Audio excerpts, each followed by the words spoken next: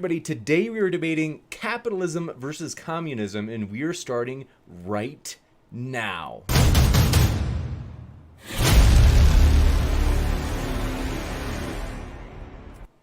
Ladies and gentlemen, thrilled to have you here for another epic debate. This is going to be a lot of fun. Want to let you know, if it's your first time here at Modern Day Debate, we host debates on politics, science, and religion. And we are very excited to let you know we're a nonpartisan channel. In other words, only the debaters are making the cases here. We as a channel just kind of keep it zipped, you could say. And then also, we have no after shows in which we take sides or anything like that. It's up to you, the audience members, to decide who you thought was more persuasive. We also want to say, no matter what walk of life you're from, we do hope you feel welcome here. And with that, I want to let you know about the format. It's going to be fairly simple. In particular, our capitalist friends will be leading first. Following that, our communist friends will go, or socialist in this case. And in addition, it'll be roughly 15 minutes from each side. Then, after their 15-minute openings, it'll be open conversation followed by Q&A. So if you have a question, feel free to fire it into the old live chat. If you tag me with @ModernDayDebate, it makes it easier for me to get every question in that list. Also, Super Chat is an option. If you do a Super Chat, you can also not only ask a question for the Q&A, but you could make a comment for it, in which case that speaker or speakers would get a chance to, of course, respond to it, and it'll also push your question or comment to the top of the list for the Q&A. So, want to let you know, I have linked our speakers who have given me links down in the description, and then Krampus, if I remember right, I will be adding his as well. Want to say, we are very excited. So let me first thank our speakers, as we are really happy to have them here. Alex, Snake, Brenton, and Krampus, thanks so much for being here. Thank you. Very excited. I don't know if you can see, I wore my Lenin shirt since I told you this would happen. You look tremendous. And we are very excited, folks, as we will get the ball rolling. You will see at the bottom right of your screen, though, of course, you will see Brenton looking tremendous in the bottom right as well. And he has a debate coming up with Sargon on whether or not trans women ought to be able to compete in women's sports. So that should be a juicy one. And with that, we're going to let our capitalist friends take the ball and run with it. So Alex and Snake, thanks so much. The floor is all yours. All right. Alex, did you want to go first, or should I just jump in? Sure, I might as well just go first. Might as well. All right. So I think the key point here is that you need resources to live your life, and there are only 4 ways to get them. You can produce them yourself, you can steal them from others, you can be given them for free, or you can engage in some sort of exchange for them. So the first one doesn't really work. Producing even a tiny fraction of the resources you consume yourself is essentially impossible. You need knowledge, you need tools, you need a whole lot of stuff. And even if some individuals would like to live completely self-sufficiently, currently the world population can't be sustained that way. So next, stealing, it's risky, it's costly, there's fighting involved, which involves the consumption of other resources. And I don't think anyone here is really advocating a system primarily on theft. So the only 2 other ways are charity and exchange. And the key point I'd like to emphasize is that capitalism allows all of the charity that is allowed and is permissible under communism, except it also offers additional tools of mutually beneficial exchange, specifically for those cases when the charity is not sufficient. So I have a couple features of capitalism which I would say differentiate it from alternatives. So these include private property, the use of money, charging rent and interest, and external equity ownership of firms. So first for money. So money solves the double coincidence of wants problem. So if you have a service that I offer, but I don't want a service that you offer, money is an intermediary which would allow you to trade the service of others for my service. Also, critically, it demonstrates the value of the good in some way. So if I make an exchange, one good for another, or some amount of money for a good, it demonstrates that I value that good to some degree, and that demonstration of value has, as a feedback mechanism, guides production, which allows people and producers to understand what it is that needs to be produced in the first place. Then next to rent, that allows exchange to occur over time or partial ownership. So say I would like to exchange for something you have, however, I don't want full exchange. Maybe I want to borrow your bike for, just a couple of weeks or something like that. Rent allows you to have that sort of partial exchange as opposed to a complete exchange. And next, there's interest. So interest allows exchange to occur over time. So I may want something that you have now, but I don't have enough to exchange for it now. So if the person I'm exchanging with has to wait, they may not be willing to make that exchange unless I compensate them for that. And the thing I have to compensate is the risk that I don't pay it back, as well as the time, because goods now are more valuable than goods later. So if they're not going to simply give me that service, if they're not simply going to give it to me for free, then they should be allowed, I would say, to offer that in exchange for interest. Now, external ownership of the firms is similar in that it has the same advantages of interest, except also some additional value in that it has less risk. So if, for example, the capitalists own a firm and that firm doesn't ultimately make a profit, they would take the loss as opposed to the workers. So I think a key point here is that risk in production is an inherent fact of production and not unique to capitalism. So whenever a good or service is produced, there's a chance that it will not be as desired as the workers who produced it expected. Could be that preferences change. It could be that the good is novel and it's just not as desirable. So that risk is always there. The difference is that capitalism offers tools to sort of align incentives with the mitigation of that risk and allows that risk to be mitigated. So in the past, I've heard communists try to solve these problems sort of by asserting that the society just takes care of the needs for all. And I'd say that this is a false solution. Getting back to the key point I was making earlier, is that charity is still permissible under capitalism. There's nothing about capitalism that stops people from taking care of each other, taking care of their neighbors, from being generous, from being kind.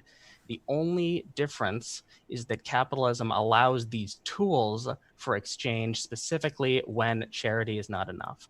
Now, many of other arguments that I've heard about capitalism aren't really systematic arguments at all. They're rather assertions about different types of people. So I think it's important to focus on the system as opposed to the people. So if you're going to imagine a system with generous socialists, then you're going to have to compare that to a system with generous capitalists. You're going to have to hold the type of people constant and then just look at those specific differences that are directly attributable to the system. And I think doing that will allow a more fair comparison in which capitalism has advantages which these others don't have. All right, so I don't know how long that was, but I think you can take it away from here. All right. And James, when you said you had a picture for Krampus, I assumed it would be a Krampus. I'm not sure what one is. It's an evil Santa Claus You that serious? follows. Yeah, he follows. Whoa. It's like in Scandinavian countries, he follows Santa around and like punishes the bad kids. I just Googled it and I'm like frightened. That is scary. But Well, yes, go ahead, Snake. Yes, acceptable avatar either way. So basically, I used to be a socialist, and I flipped to capitalism a few years ago. Specifically, I was an anti-capitalist. Like, I hated capitalism, but I think it was kind of a straw man that I built up. I had kind of a resentment for, the rich people and the fact that there wasn't enough social safety nets. But now I struggle with the implications of the implications of freedom when socialism is implemented, because I see it as attacking things like private property and the ability to seek profits, which I think are actually necessary but not necessarily sufficient for a free society, but definitely necessary elements. And kind of what really made me leave my beliefs was just an actual hard look at the historical fact of every time socialism is implemented, it ends up in basically tyranny or collapse. And so I recognize that most socialists today reject the tyranny of things like Stalinism, but it seems like while they attempt to reject the ends, the means are still the same. So to abolish private ownership of property and the means of production would put the same crippling restrictions on the freedom of choice that characterized the failed regimes traditionally associated with communism and socialism. And while I did used to have this kind of resentment, because I saw the executive jobs as pretty easy, and while for a lot of people, for the people who occupy them, they probably are pretty easy, although a lot of them tend to be workaholics. Most people don't want to assume this kind of responsibility of making all these decisions, working 80 hours a week, or assuming the risk of the responsibility of the executive positions. Most people just want a relatively riskless position in this structure of a company where they just want to go to work, collect their paycheck, go home, and not have to think about these high-level decision-making or assume the risk of what happens if their decisions end up getting poor gains and end up possibly even collapsing the company. So I think, at least in my case, it was my dedication towards socialism was kind of based on an assumption that I'm owed resources and that business owners are withholding something that already belongs to me, that the surplus value that comes from the labor that should belong to that labor is being taken by the owners. But I think this is based on a fundamentally flawed assumption that that the workers are owed any value at all until they enter this agreement. And at that point, when you're entering an agreement, you're only owed what you agree to trade for. You trade your labor for a paycheck or whatever you agree. Maybe you agree to have your rent taken care of or some sort of living arrangement taken care of. But it seems like socialists want more than what they actually agreed to trade for at that point in time. And some of this I recognize is because of the point of view that it's an inherently unethically exploitative sort of relationship where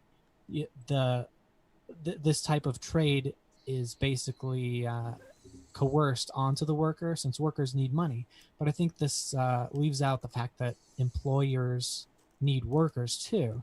And it now seems to me that capitalism makes employers as replaceable to workers as workers are to employers, because it allows individuals the ability to pursue their own personal goals and hiring options and business options, which increases the amount of competitive entities in the market. So as a worker, you do have a legitimate choice, especially since a job is not owed to you. A job is something that is a consensual agreement between two parties. But I also wanted to point out that seeking profit is not the only goal in private ownership. While it certainly is one of the more objectionable to the socialists, private ownership allows us to have this whole spectrum of designs. You can, for example, finance debates. I know James has needed to compensate some of the debaters, some of the higher level debaters, because they're more in demand. And that's totally fine to crowdfund or fund it pretty much any way you want, as long as you're not stealing from people or forcing them to give you money. But the profits, you could say, can also go towards charities, or you could crowdfund all kinds of events or goals, including social safety nets, or a lot of times most business owners actually are just covering the cost of their own living and maybe supplementing their income a little bit from another job that they have. And under capitalism, you can set up worker-owned co-ops and worker-shared means of production, and you can agree to get the same wages. So it seems to me, even though I left socialism, I still have socialist values, but I've kind of changed my perspective in that capitalism is the best way to promote these values, since you can, in fact, create socialist firms within capitalism because you have that individual option to make these agreements with your employees. But the thing is that it would seem that socialists don't want the option to be able to make the agreement to take wages. They want to force the use of acquired resources to only be socialist in nature. But how am I doing on time here? You have 2.5 minutes left. Okay, I'll try to go quickly. So it seems that socialists make this pursuit mandatory, and I don't think that they quite understand the implications of this system, that it will end up the same as Stalinism, because you have to abolish the freedom to choose for yourself what happens to the wealth you've earned. Otherwise, if you don't abolish that, then you have the ability to acquire private property. And so I would like to know how this system runs, if not by state-run banks that control all the resources, where they're only released if and only if the majority of the workers vote to send resources and workers to that specific cause. It seems like it's decreasing the amount of freedom of choice of the workers and of people who just own and earn resources. So would they like to live in a society where resource production is approved if and only if a majority of workers vote for it? Or would you like these options to exist according to market demands, according to the drive of individuals who have individual economic rights and individual powers to decide what gets produced?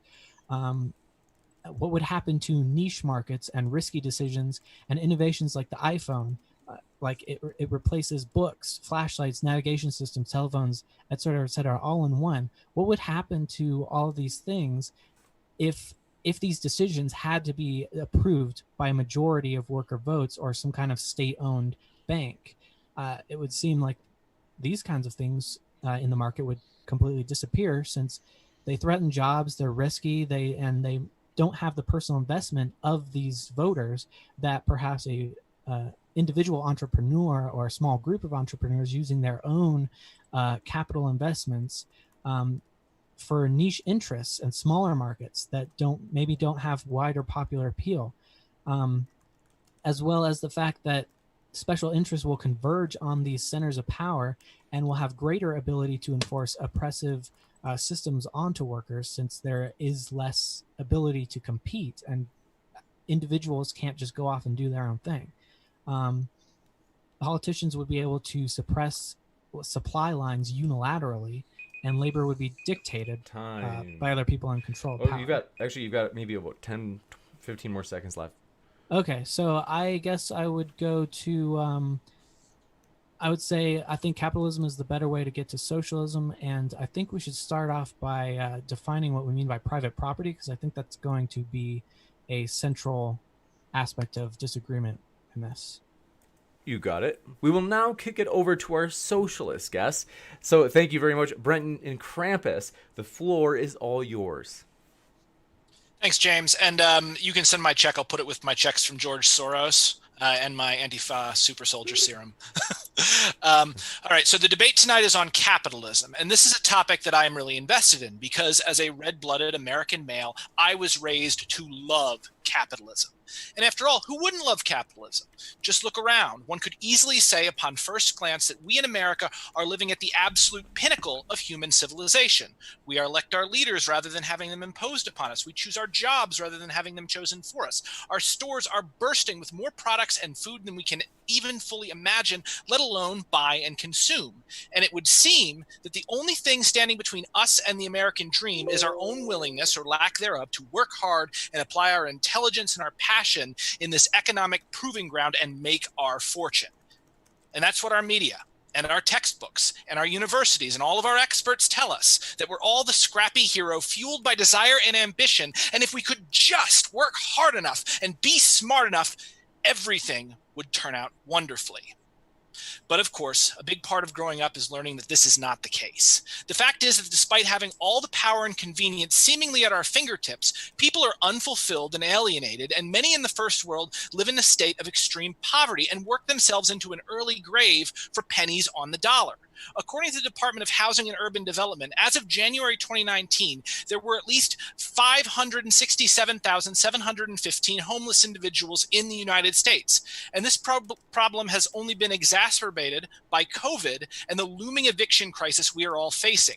40 million Americans struggle with hunger in the United States. And in 2017, while our economy was booming around us, 15 million lived in food insecure households. As many as 1 in 6 children do not know where their next meal is coming from.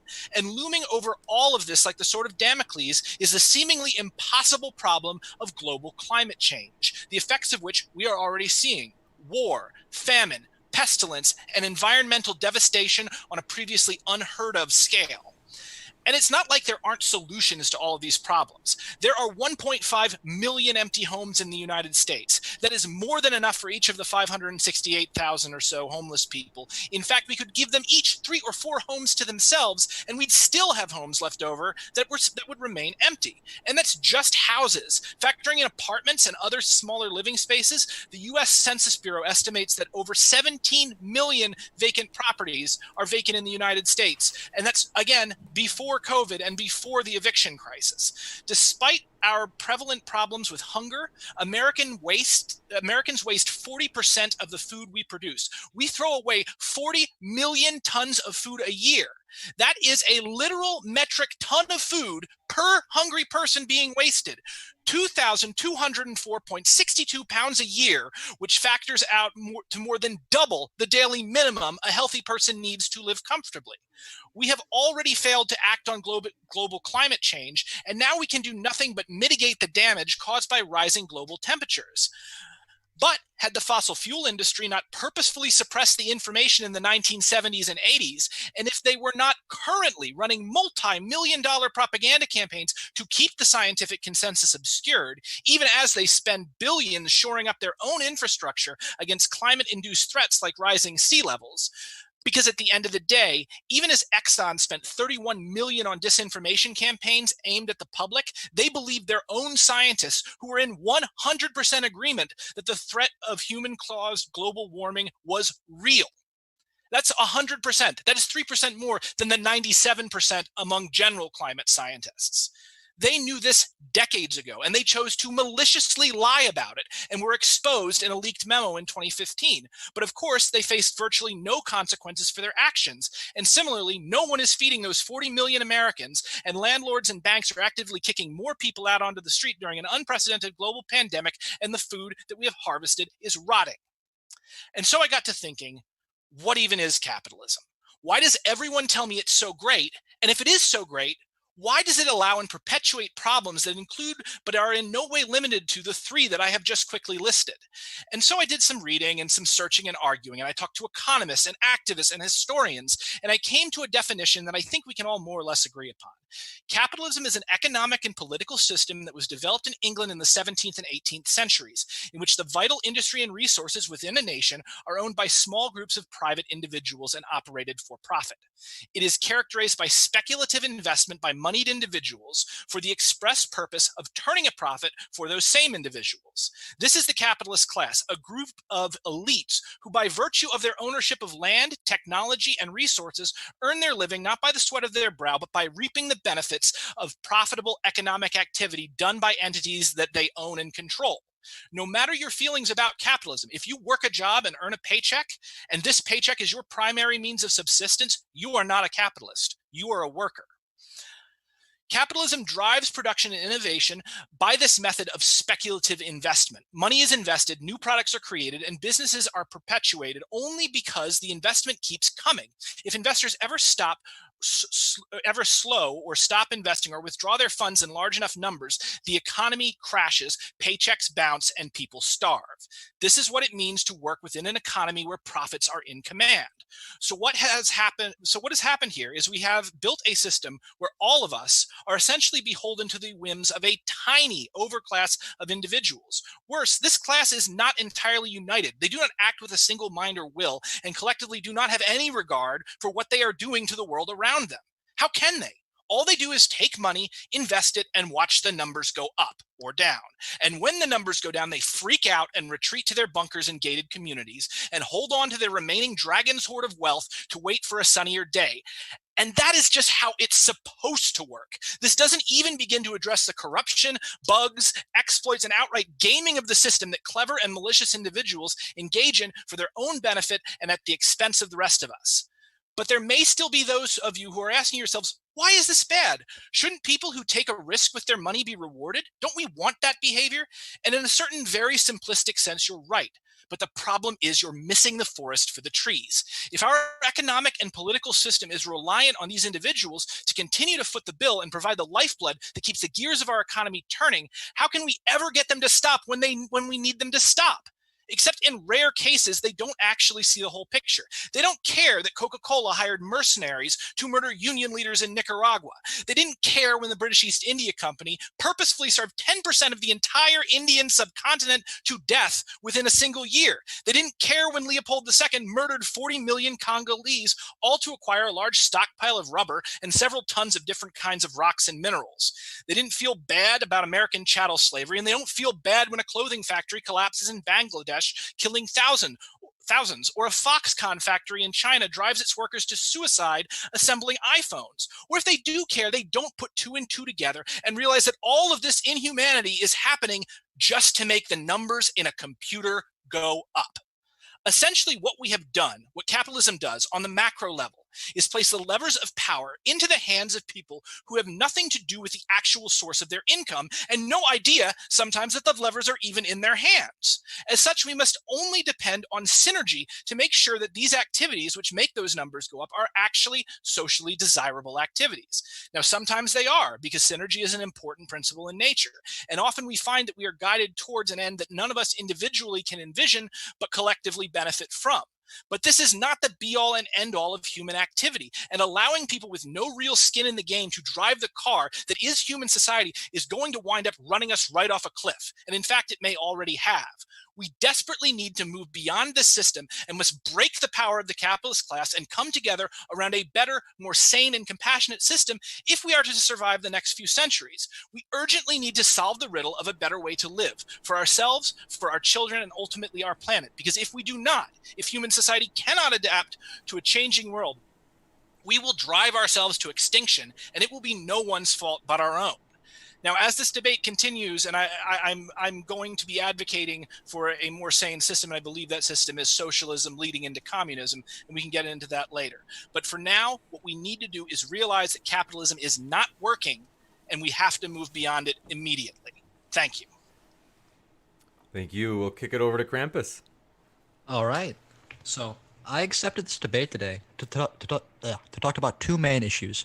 One being my support of market socialism, where businesses would become worker-owned cooperatives and be run democratically, and the other being my extremely heavy disagreements with, I guess what you would call libertarian capitalism, where you believe market forces can replace most, if not all, government-run sectors of the economy and self-regulate enough to avoid and prevent any negative externalities from running rampant in your society.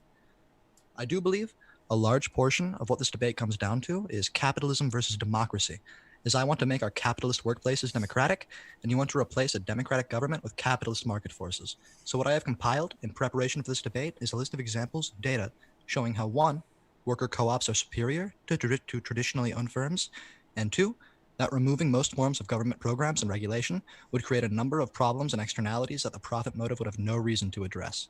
However, before we get into that, I want to establish a few facts about today, because to the average American right now, capitalists and the business owner class have far more power over their daily lives and hell, even the direction of the country, than they have any sort of democratic representation of power in either. In a meta-analysis done by Cambridge University, they found that the percentage of policy passed that correlated with the opinions of the minority of wealthy people and business owners far outweighed even policy passed that had a majority of people support in America. This proves that our government's current democracy is functionally non-existent, and at this point exists only to serve the will of the capitalist class, the owners of the means of production. And thus my solution to this is to destroy the barrier between worker and owner and make every worker a cooperative owner of the business they work at. Worker co-ops are proven to generally provide better pay, benefits, produce overall happier workers. They're more likely to survive the first few years of business, are more resilient to economic downturn, have a lower turnover rate. They're even more productive. As it turns out, giving the average person some stock in the company they work for actually makes them feel more motivated to work and make something out of it. And most importantly, the average person will no longer have to submit themselves to an authoritarian power structure they have no control over just to survive in their society. I believe this will be the first step to restoring true democracy in our country, as the corrupting power of capital will no longer be relegated to a select few people who have a disproportionate amount of influence over our systems. All right, that was it. You bet. Thank you very much. We will kick it into, I suppose if you'd like, you have 5 minutes left. Brenton, I know that I asked you to squeeze it down, so if you'd like, you can use more time. I honestly, I feel pretty good on this. I think we can get into the question and answer. I could answer a few things that were brought up in the opening statements, but I feel like that's unfair since we're going to go into that anyway. You got it. Then we'll jump into open conversation. Very excited. And with that, the floor is yours, gentlemen. Well, how is owning a company an authoritarian power structure just because you get to decide who you associate with? Oh, because they have no democratic control. Yeah, when you are in a workplace, what the boss says goes. Yeah, why are you entitled to tell someone what they do with their stuff? Well, because I don't get to vote on how you set up your living room. I mean, yeah, but you don't actually have a stake in my living room. You have to spend 8 hours a day at working underneath a boss. I mean, that's like a third of your life. You agree to that, though. Well, yeah, but you agree to that under duress. How is it duress? You're not owed. He's not withholding anything that you're owed. Well, he's withholding something that you need. It's not the same thing as it necessarily being owed, though I would argue that we are owed the means of existence because we have a right to life, and life to sustain life in the modern world, you must obtain currency. So what's happening here is where we are is we're in a situation where the environment around us has been manipulated in order to incentivize certain choices and disincentivize other choices. And this has been done legally, it's been done economically, and it's been done morally with ideology. So I would kind of equate taking a job from a boss to you're sitting there on the edge of a cliff holding a rope, and the guy on the other end of the rope says, "Give me your watch or I drop you."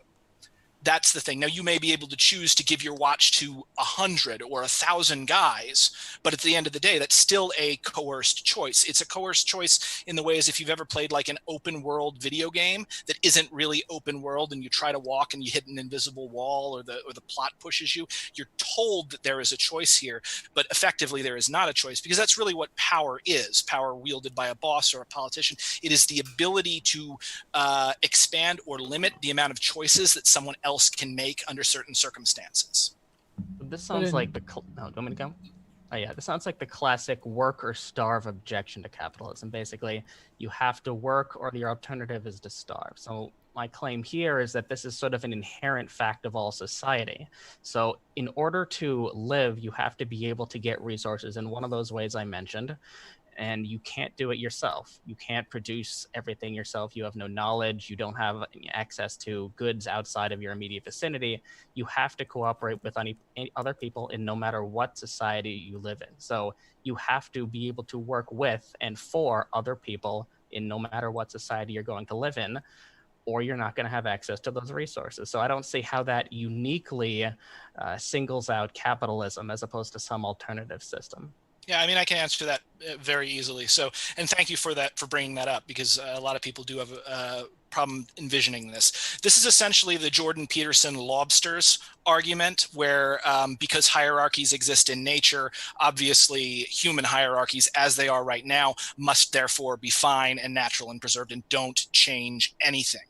Yes, absolutely, existence requires struggle. We need to obtain food, obtain resources. The issue is not with the actual struggle of existence, because when man struggles against nature to get resources, that's a very different situation than man struggling against man.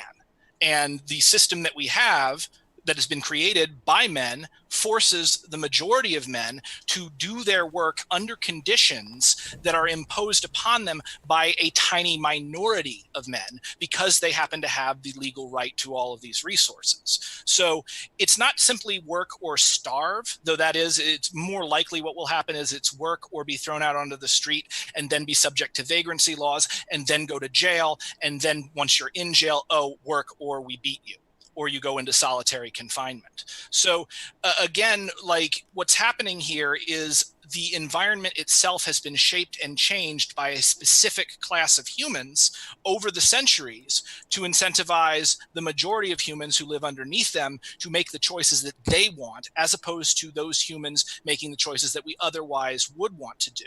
And you can even see this if you go back to, for instance, the clearing of the commons and the enclosure acts in Britain, which were necessary to set up capitalism in the first place, to create these economic systems. And it even goes right back to the Jacobite Rebellion, where they were trying to put Bonnie Prince Charles on the throne because they were trying to preserve feudalism, and the capitalists were and the English were violently imposing capitalism on them.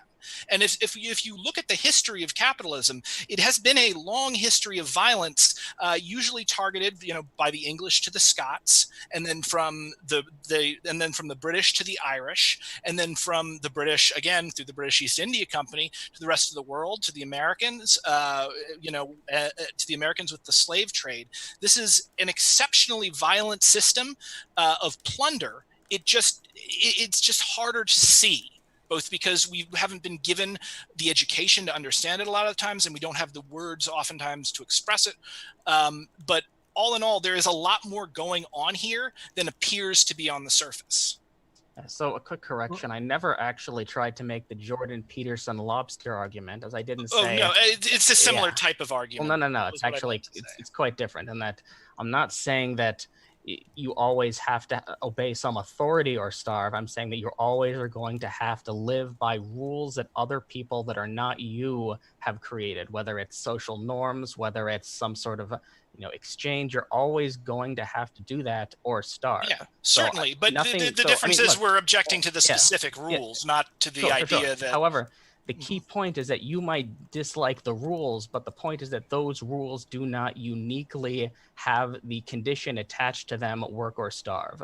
The work or starve condition is attached to either system in the same way. Now, you might disagree with the rules. Again, you might say, which type of rules should people live under which they work or starve?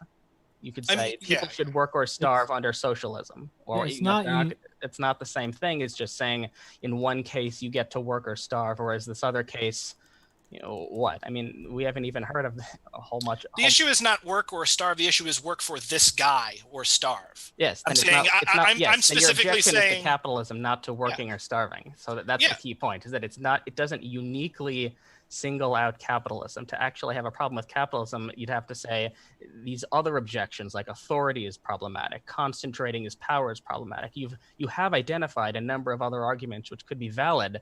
My point is that those are not the same thing as just saying that capitalism is work or starve.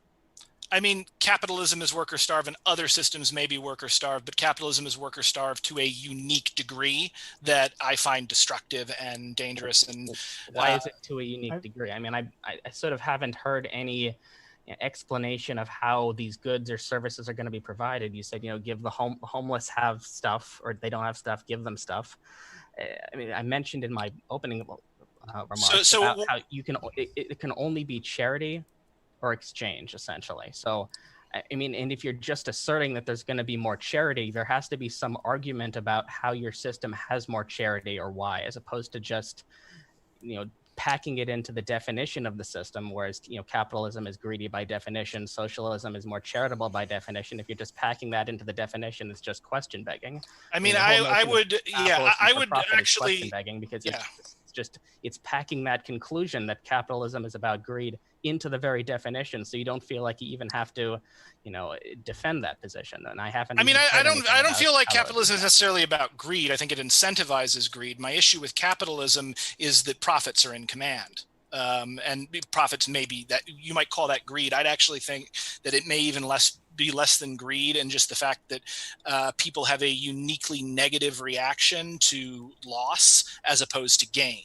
So, for instance, like they did a psychological study with supermarkets where they said, okay, if you bring your own bags, we'll give you 6 cents additional. We'll give you 6 cents back. And people didn't care that they got an extra 6 cents, so they just didn't bring their own bags. But then they said, we're going to charge you an extra 6 cents if you bring your own bags. And people freaked out and started bringing their own bags because the fear of loss is so much more painful than success. And I think that's part of what ties into when profits are in command and we have these economic meltdowns because the speculation slows. I think that is one of like the major drivers, as opposed to something really simplistic like greed. But I mean, I think Krampus did a great job of illustrating a way that we might be able to live beyond capitalism with his market socialism. His whole opening statement was about that. So, I mean, that's one possible answer to how we could do this.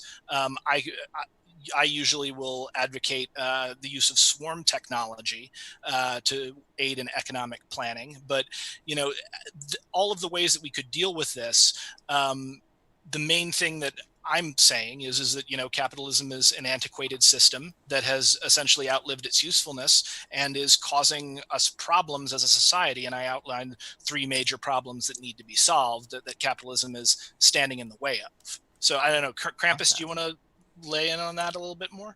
Oh, I just wanted to mention that it's actually more cost effective to give homeless people homes than it is to keep them on the street. Sorry, I don't know. I was you're just, right. Addressing something about it earlier. But Sure. No, On the that's- question, you can continue. We've talked a bunch already. You can go, Krampus. no, I don't really have any more anything else to say on that topic. I did want to ask about the libertarian solution to climate change. I don't know. Sure, If you guys yeah. still wanted to finish up on that topic, you can. But I can briefly mention that unless Snake wants to. Well, I'll just do a short thing. I think green technology really appeals to people, and I think that a lot of these problems that you're pointing out are actually problems with the government and not with the system of private ownership. I think capitalism has a unique degree of freedom where you can work for yourself, and I think that we're forgetting small businesses, but also you have the freedom to go and walk the walk and make worker-owned co-ops and just put your money where your mouth is. And I think that will help. I think that that's what we should do. But private ownership of property requires that. And the fact that, as I was saying earlier, problems with the government are kind of what seems to be ruining capitalism, is a lot of pollution I see as an aggressive action that should be stopped. That is not actually, it is an assault on people's private ownership. So Alex, if you wanted to add to that. Yeah, sure. So I'd say that unfortunately, I don't think any system actually has a strong response to global warming. And I think the big problem actually highlights one of the advantages of capitalism. So the big problem with global warming is that the whole atmosphere is one giant, unowned, unmanaged commons. You can't actually have private ownership of air in any meaningful way. It's just not really any solution there in terms of that. And the problem is when you have this sort of giant, unowned thing, there isn't really any system that's going to generate a good answer to that. So that's basically what I'd say. That basically no one's got an answer to that. Did you just advocate the private ownership of air, by the way? No, I said Okay. they can't. It can't be. That's Right, but if the- it could be, would you advocate that? I mean, it would be an entirely different physical world. So I don't know what I'd be advocating in that world. I don't know if I it's think- really an entirely different physical world, though, because I mean, there was a right. time that people saw the private ownership of land as bad as. So to clarify, I'm just saying that even if you could just own, the air above your house, I don't think that would be sufficient. Like the problem is the transaction cost with negotiating across, every polluter on the entire planet is just astronomical, and there's There's not really any way to come to a consensus. So to illustrate in the other direction, imagine you have a commonly owned resource with one other person you live with. Say it's a TV. You can come up with some sort of agreement with them. I'm going to use it here, you use it then, and we're not going to damage it, etc. The transaction cost there is pretty low. Now imagine instead, in order to do anything with the TV, you need to get billions of people to agree. Well, now that cost of negotiating with all those people is astronomical, and now you can't do it. So it's a matter of scale. So even if you could own the air above your property, it really wouldn't solve that problem, because you'd still then have to have some way to negotiate in some sort of exchange with all these other countries all over the place, and I just don't see an answer there. Yeah. So what I'll bring up as a part with green technology, and I hear this a lot of the time, the thing is that there's such a thing called greenwashing, where, and I see it a lot of the time out of companies all over the place, because yes, people love the idea of companies being green. But you get the same results out of pretending to be green as you do actually being green. And in fact, not only does pretending to be green, it's cheaper. So you actually get better results out of just saying that you're doing something and not actually doing something than doing it. I mean, like a big thing is like carbon offset emissions, for example, which is a completely unregulated industry, or was the last time I checked. I knew a guy on the Appalachian Trail. His big plan when he got off the trail was going to be to sell carbon offset emissions to companies, so he could do whatever he wanted. And he said, well, maybe I'll plant some trees, and or maybe I'll I'll buy a hybrid, and then I'll sell these. I'll say, you get these many carbon offset emissions for this hybrid, and I can just do whatever I want because it's not regulated by the government, and they don't really care. They just want the proceeds. And people do that. I think there was an episode of King of the Hill about that. Now, you mentioned also government and the fact that these are problems created by government. But the big problem here is, and this is why I defined capitalism as an economic and political system, as opposed to purely an economic system. The political system that we have is a direct result of the capitalist class and what they choose to do with their money and how they choose to build these governments. And, you've got John Locke, the great and chief end of men uniting into commonwealths is the preservation of their property. Adam Smith, civil government, as far as it is instituted for the security of property, is in reality instituted for the defense of the rich against the poor, of those who have some property against those who have none at all. In every single developed society, the rich always grab the levers of power and rewrite the rules to favor themselves remaining rich and to keep things going. And the state naturally responds to that and does what its primary constituents want to do, which, goes right back to Krampus pointing out that essentially we do not live in a democracy. We live in an oligarchy with the appearance of democracy. Well, I'd say we do live in a democracy, and this is just what democracy looks like. So when you do have that concentrations of power, there can be exchanges made in favor of that. So this is just what democracy looks like. If you don't like it, maybe you should reconsider democratic control. Well, I would say this is what democracy looks like is what we used to say in the street at Occupy Wall Street. And I bet you it's still what they're saying right now out on the streets with Black Lives Matter, because democracy is people having a say in their government, in the running of their society, and having a significant say. We have seen, again, we can apply these democratic principles to business. We can apply these democratic principles to industry, to property. And I think that what you're going to find is when you do apply those principles, it's going to be much easier to negotiate with people over something like global warming, for instance, because then people have skin in the game. And then again, things are not being driven by profits for a group of people who are disinterested and have no skin in the game. So it's also much how would centralizing more control and power over the government result in less corruption? I mean, I'm an anarchist, so I would suggest we destroy the state, which is destroy the military and the police, replace it with nothing, which then leaves no ability to protect private property whatsoever, which then causes the government and industry to fall into the hands of those who actually already hold it and possess it, which are the workers. This might we just saw that fail with the Chaz, and they shot a bunch of black people too. So whoa. So first off, no, the Chaz is not what I'm talking about. I'm talking about the elimination of the state overall. This is the way humans lived before the rise of the state some 6,000 years ago. Now, the Chaz itself, first off, was under attack from right-wing people. Like, two of the major incidents were like Proud Boys or fascists or something shooting into the Chaz and killing people in the Chaz. The most recent the most recent thing happened as a result of supposedly what's been reported is a carjacker stole a car and drove to the Chaz supposedly for protection. And because there had been car attacks before that, the Chaz security forces thought it was yet another car attack and fired back. And there was an exchange of fire between the carjacker, who was armed because he needed to be armed to jack a car, and the Chaz security forces. That has nothing to do with worker ownership of the means of production. That has nothing to do with an anarchist society. That was some activists seizing a small area of territory and trying to do something similar to what was done with Occupy Wall Street in 2008.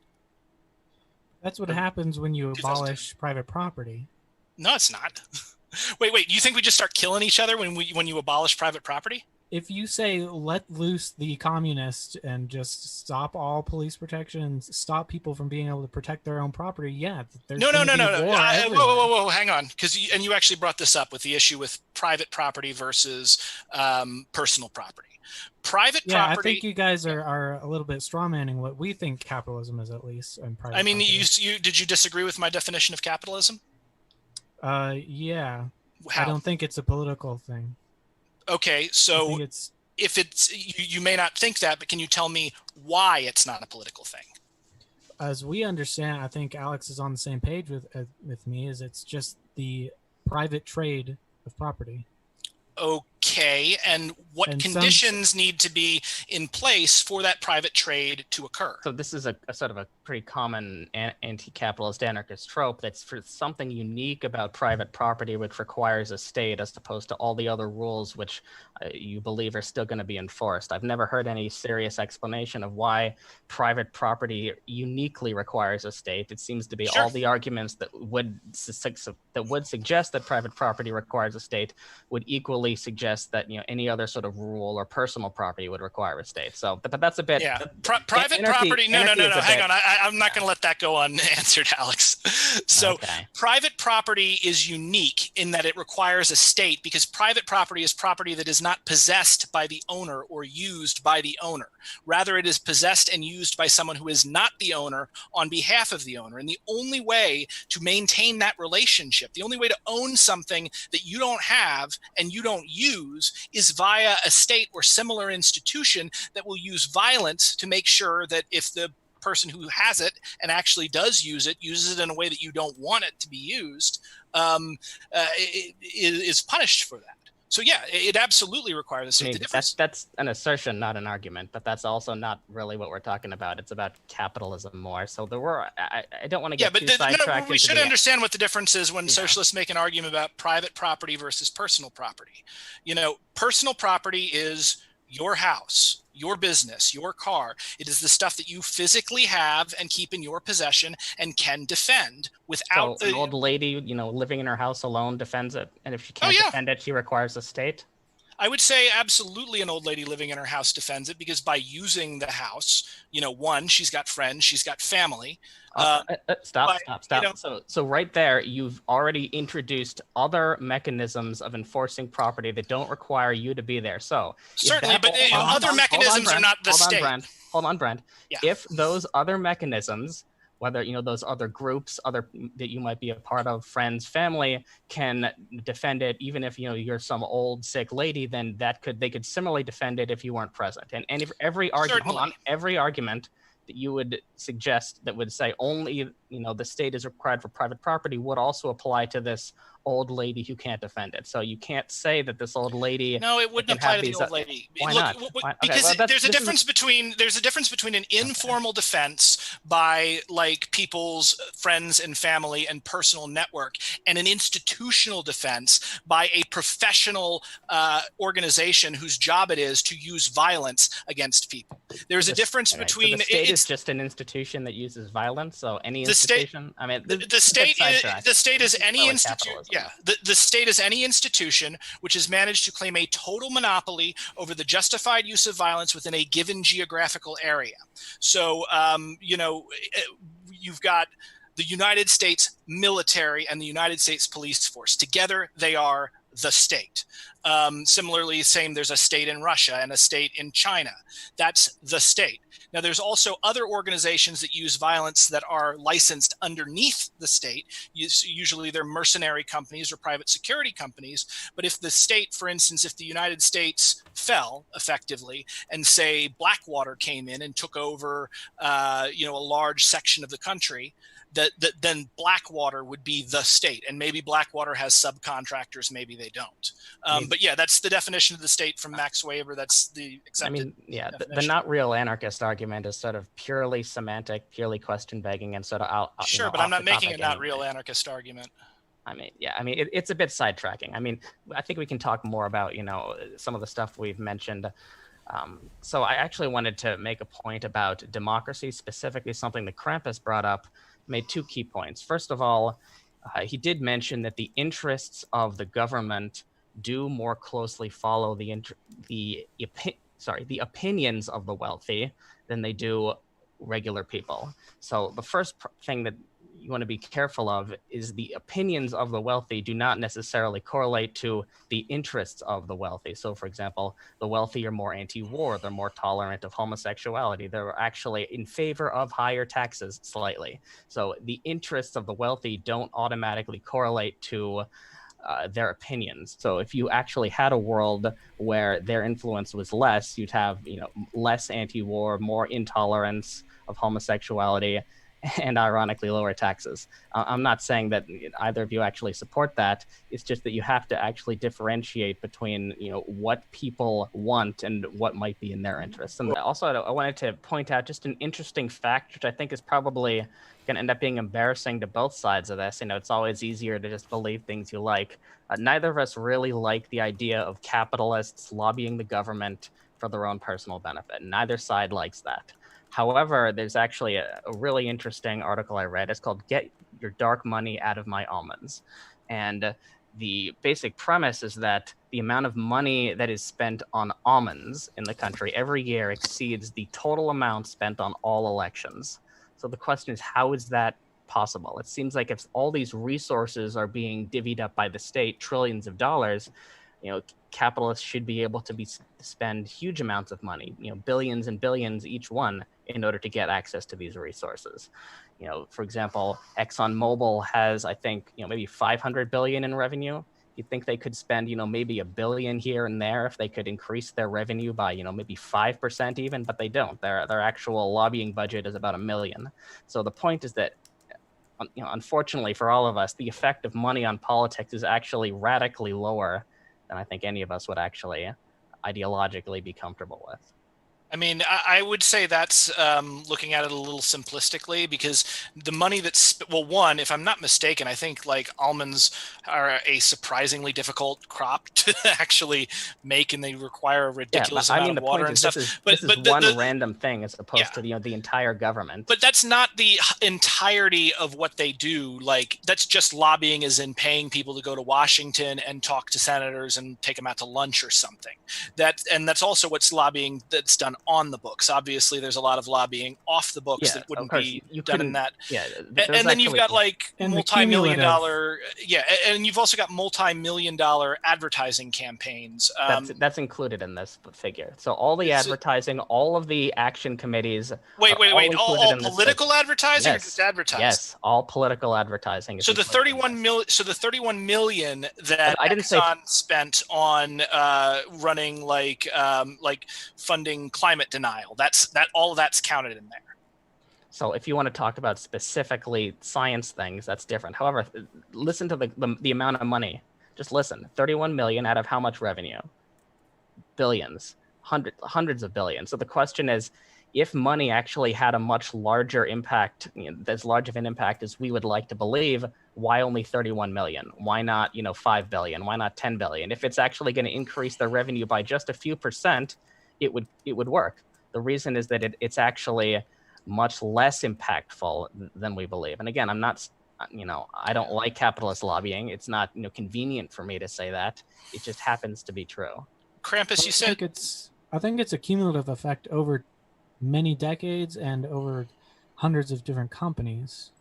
Yeah, that's actually a good point, Snake. Krampus, did you have something to say on that? I thought I heard you. Nope. I mean, my indication is that, like, yeah, they might be expected to spend more, but also it's the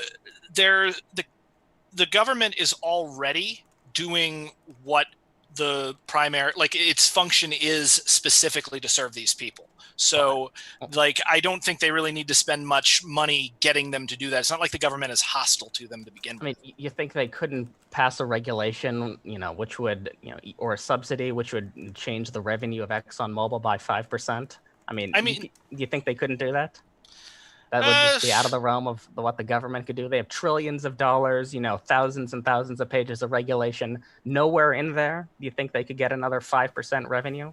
I think the government, well, first off, I think the government's already trying to do that as much as it possibly can, which is, again, one of the reasons why, like, deficits don't matter in an economy with a fiat currency. Like, we're doing everything that we can to boost corporate power all the time. So can you, once you've hit your foot, like, on the gas and you've put the pedal to the floor, can you push a little harder? I don't know, maybe. I mean, they couldn't, lift any drilling restrictions. They couldn't give any direct subsidies with all those trillions and trillions of dollars. Well, they do lift regulations and they do give direct subsidies. But the issue also becomes, like, the only reason a lot of these regulations exist is that, one, people have agitated for them, but two, like, not only have they get to a point where it causes more damage for them not to regulate than for them to regulate. It's the same thing like with when the 8-hour workday was fought for and won, and basic safety regulations were fought for and won. They didn't give those regulations to the workers because the state was super happy to help the workers. Wow, no, they gave them there because it was that or war. I mean, that was like the whole thing. They just doing the New Deal with FDR, there was literally nearly a fascist coup. And FDR was working directly. He wasn't a socialist. He wasn't a communist. He didn't help the anarchists in Spain. He was doing it to keep he was doing it to keep the rich people in their place, and the idiot rich people still tried to overthrow him. So I think you mentioned a point earlier, but it seems to have slipped. So the rich don't have one set of interests. So ExxonMobil has their own regulations which benefit them. Other companies have their own subsidies and regulations which benefit them. Why aren't they paying more money to switch around the game? Well, if they don't have to pay more money, what do you mean if they don't have to? I mean, if they could just spend a few billion here to get many billions more just by shifting a subsidy from alternative resources into Exxon or into some other defense contractor or into some other industry entirely. If money really had as large of an effect as most of us seem to have thought, you'd expect huge amounts of money being spent on it on all sides. Well, I mean, it's a question of, like, also bang for your buck. If the government is pretty much already doing what you want it to do, and maybe there's a few laws or whatever you want to avoid, it makes more.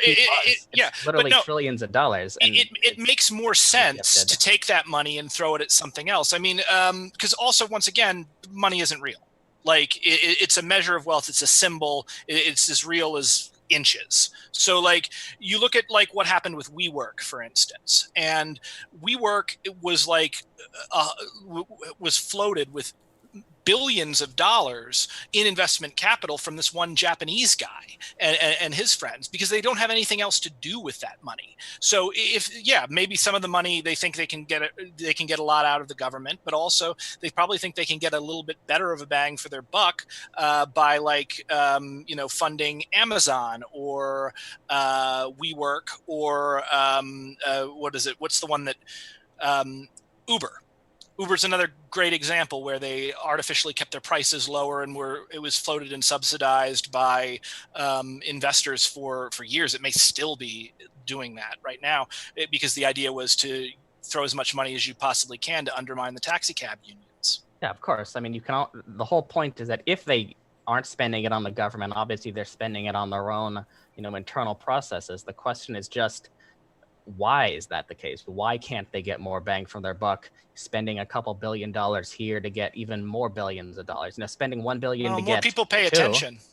More people pay attention to what you when you're like directly lobbying the government. There's a lot of laws, there's a lot of eyes on that, there's activists and everything, whereas with WeWork or with what's the other one, Airbnb, people aren't really paying a lot of attention, and then gradually First of all, people don't really pay attention. The average person doesn't know what who their congressman is, doesn't know what they voted for. The congressmen and the senators literally don't even read the bills they pass because they don't physically have enough time. I mean, there's no space in there to slide in a couple billion for Exxon. Like, come on.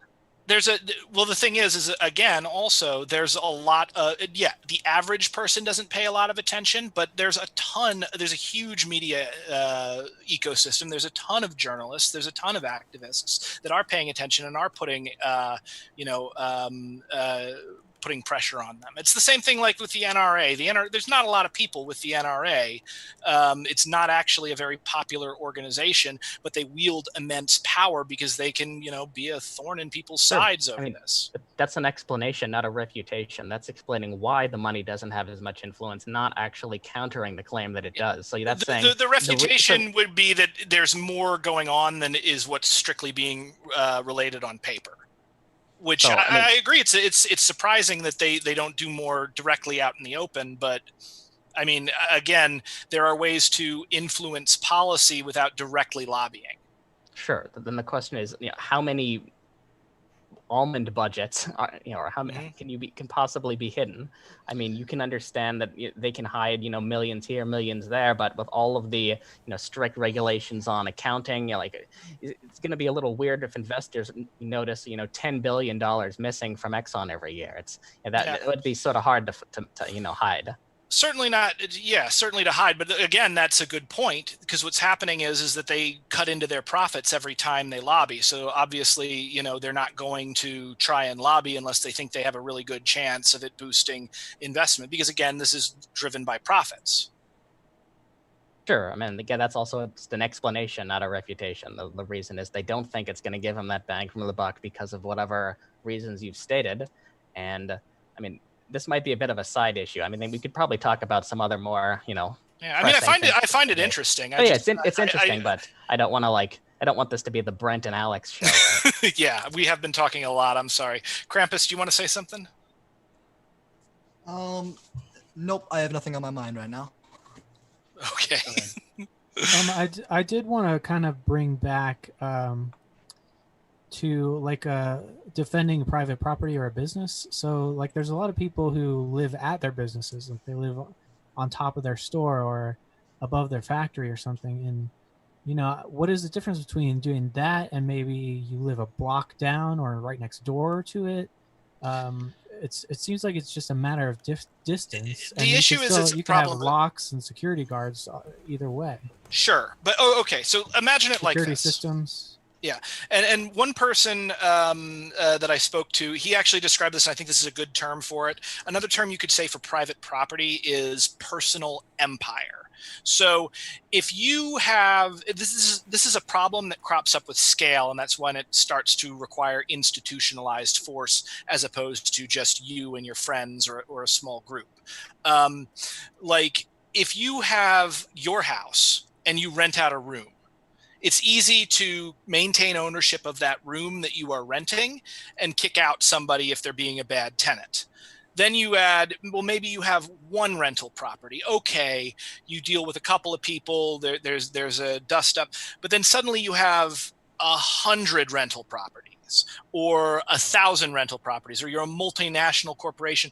The larger you get, the more you're going to need a formalized system for securing and defending that property physically. And the absence of that institutionalized system will essentially shake out to be, a good example was if we wave a magic wand and the military and the police disappear all over the world in every country, and the workers at Amazon say, you know what, Jeff Bezos, we don't really like the way you're running things, and you put a lot of money into this and we appreciate it, but we really feel like we kind of know how to do all of this, and we feel like you're rich enough, so screw off, and we're not going to send you money anymore, and if you don't like it, you can just be mad about it. There's nothing Jeff Bezos can do to regain his control of Amazon. He would have to rebuild a police force or send in a mercenary army to retake those factories. And you see that in Argentina, in the Recovered Factories movement, where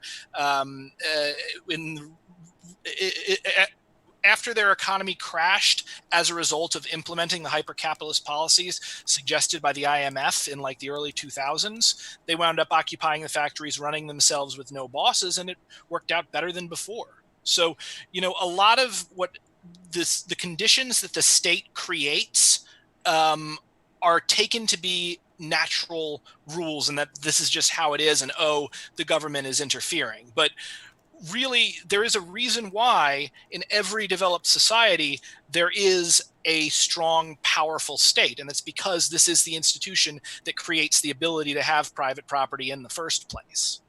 And where does that actually cross the line? Like, when does the principle change? Like, how many properties? When do you start arresting people for taking wages or for owning too many properties? Like, it seems so like this is if you wanted to abolish the police and private property, you'd have to institute some new police force you'd have to institute.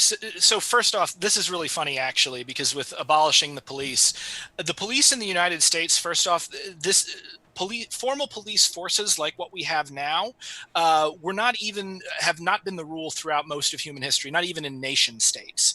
Until just a couple hundred years ago, everything ran on the constabulary system, where each community would appoint constables, and it was a job that people within the community who lived there would do to, make sure nobody's getting hurt, nobody's stealing anything. If property is stolen, it's returned. If someone's murdered, they're caught and punished. It was done through the constabulary system. Then what happened was, in the South, slave patrols were in fact rolled into formalized police forces after the destruction of the antebellum South by the Northern Army. And they said, and that's why like a lot of our police in the South are incredibly racist, and why you have stuff like Ferguson using dogs against black prisoners for the purpose of intimidation and torture. And this is the Department of Justice has admitted this. So you had that. In the North, you had what was like the very first formalized police force was the Boston Police. And in the North, it wasn't slave patrols, but mercenaries that were then made into actual cops. And the really funny thing, because you see libertarians talk all this time about how they want to go to a voluntary police force where like you pay to contract private police to defend your stuff. That is literally how policing was done in the North. And all of the business owners, all the people who would be libertarians in ANCAP state got together and they said, this is really, really expensive and we don't want to pay this anymore. So I know, let's make everybody pay for it via taxes, and we'll take the cops and we'll move them into public servants. So you're trying to move them back to what they were before the police actually existed.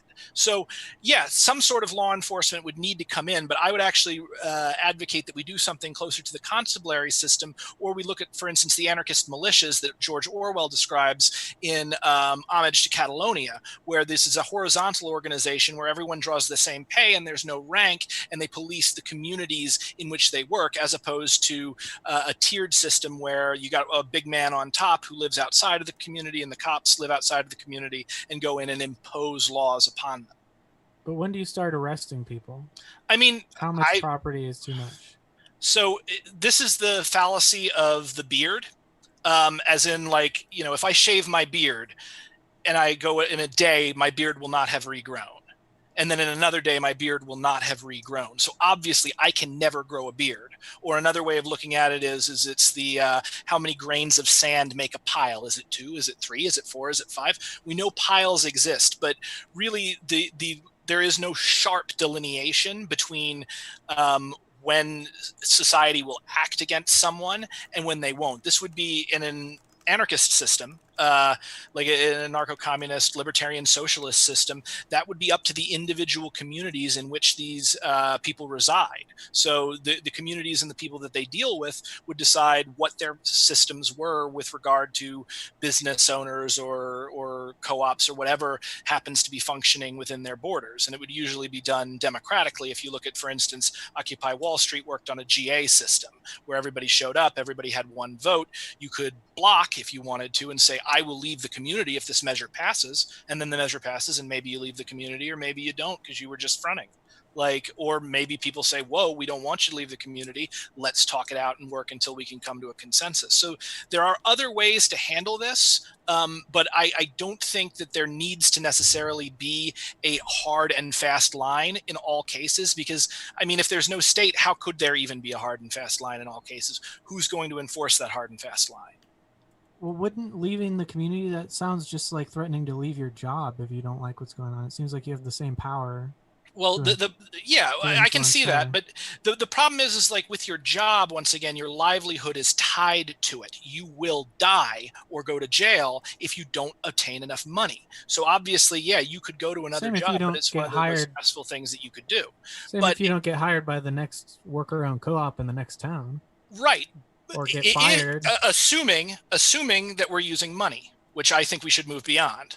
But, and Krampus may disagree with me on that because he's more on the market socialist end. But the thing is that if this is a situation where there's extreme stress around moves like that, around changing jobs, around moving houses, because now it would probably be a stressful process at any point because humans don't like change. But I overall, we kind of freak out about it, but it would be a lot less stressful and a lot easier to do if you didn't have this. Like most American households before COVID couldn't handle a $400 emergency. So obviously losing your job is extremely stressful if you're already behind on your bills, you've already got a ton of debt, and now I need this and now I need this and my job is gone. So if we move to a system that is less punitive towards people who are not working or working at the moment or are not working for a capitalist, I think we can alleviate a lot of the stress and we can actually make movement easier. And in fact, people can have a much better, more compassionate, freer life than they otherwise would. Like, I'm not sending the Gestapo after anyone, if that's what you're asking me. Yeah, I mean, we don't actually have a problem with you gathering as many grains of sand or grow your beard as long as you want, because according to the capitalists, there is no line there. But the growing the beard in the sand, it's just a thing that when you move from one designation to another, the line is often arbitrary and there needs to be a judgment call as opposed to a single moment where we know objectively where it is. Well, but the only problem with that sort of strategy, a marginal versus a categorical strategy, is it's no longer a rejection of private property. It's sort of a rejection of a certain amount of private property, or no longer a rejection of some particular practice. It's a rejection of a certain amount. If you think that it has to be defined by that amount. I mean, I think it would sort itself out in practice. Again, this is, as we move to new property arrangements, society is going to change its relationship to property and to each other. Like property rights and property laws are essentially, these are strategies that humans have come up with in order to better collaborate. And sometimes they work well and sometimes they don't work well. And, I think it's important to think beyond the box and to not be boxed in by ideas about property that are, quite frankly, the creations of the 17th century. We will go to Q&A pretty soon here, gentlemen. So if you guys would like closing statements, I'm open to that. But otherwise, if you guys were ready to transition, I'm ready whenever you guys are. First of all, I wanted to agree with Brenton that I do believe we should move past the concept of money as we know it today, but I do not believe that will be possible until we do achieve a democratic worker state. And on that, I just have one last question, which is, I don't really think I've gotten an answer to this. Why should the average person have to submit themselves to an authoritarian power structure they have no control over if there is a better system proven to make life better for the vast majority of people involved? Is it just because you respect the private property rights of business owners more than the quality of life for potentially millions of working people? So I would say here that I'm perfectly fine allowing worker cooperatives if they provide a better quality service, provide better work-life balance, provide better benefits to their employers. They should be allowed, and they are allowed, to just operate side by side with those capitalist firms. And if they really are just strictly better, if this capitalist is just a leech that doesn't do anything, then in the long run, they'll just win out in a free market. And you wouldn't need any sort of violent overthrow. So just allowing it to just get, to just be free, I don't see the problem. Okay, I mean, you don't see that there are a number of systemic boundaries that stop. For example, there's been shown to be banking discrimination against worker co-ops, despite all of the their upsides. That despite all of their qualities that are better. Because the thing that bankers love most is losing money to support capitalism. Whenever a banker gets up in the morning, it's like, how can I make bad investments so that I can lose money to support the capitalist structure? That's what goes through. I mean, banking discrimination might explain a little bit on the margins, but in the long run, I mean, there's a fundamental tension between the claim that capitalism is driven by profit and this claim that there's discrimination that's this overbearing force. It has to not just be some discrimination; it has to be so massive, that it's basically driven this entire alternative into the ground. And I just don't see evidence rising to that level. Like, again, there can be some discrimination. I can tell you the exact reason why it gets driven into the ground. And you're right, it is the profit motive. Because while worker co-ops pay better and tend to create better products and tend to be more have a more healthy and harmonious relationship with their employees and their customers and the communities in which they inhabit, there is one way that they do not outperform capitalist firms, and that is handing profits over to investors. So profits and banks are two different things. So interest and banks are different. So actually, this is a key point. So if imagine you have two firms that are identical, except one has this large, wasteful, expenditure on capitalist profit. So which would the bank, the charger of interest, prefer to invest in? They'd prefer to invest in the company that doesn't have this large, obviously wasteful expenditure. Yeah, but so, you're missing the fact that bankers, first off, tend to be very stiff people that don't think outside the box, don't like to take risks, and don't want to do new things. No, they're not robots. They're humans. And so you come to them with this new idea. I got this hippie co-op. It looks this, and this. The guy's going to look at that and say, you know what? It doesn't feel right to me. New businesses with new organizational structures, new products and services, arise all the time. If they are presented in the right way. I mean, come on. Do you think that some radical company with some product that's never been seen before in a market that's never been served before is just so easy, like a tiny difference compared to some worker ownership structure, especially if it's supposedly just so obvious that this large expenditure on profit is wasteful? None of the people that would stand to make tons of money on this lending to these worker owners could figure this out.